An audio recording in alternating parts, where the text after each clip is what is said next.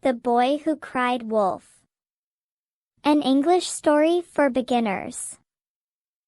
In a village, lived a carefree boy with his father. The boy's father told him that he was old enough to watch over the sheep while they graze in the fields. Every day, he had to take the sheep to the grassy fields and watch them as they graze. However, the boy was unhappy and didn't want to take the sheep to the fields.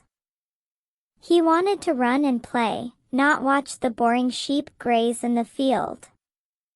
So, he decided to have some fun. He cried, "Wolf! Wolf!" until the entire village came running with stones to chase away the wolf before it could eat any of the sheep.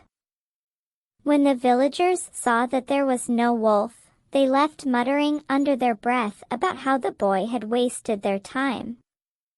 The next day, the boy cried once more, "Wolf!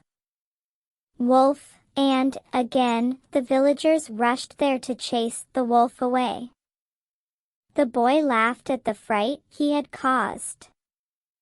This time, the villagers left angrily. The third day, as the boy went up the small hill, he suddenly saw a wolf attacking his sheep. He cried as hard as he could, "Wolf! Wolf! Wolf!" but not a single villager came to help him. The villagers thought that he was trying to fool them again and did not come to rescue him or his sheep. The little boy lost many sheep that day, all because of his foolishness.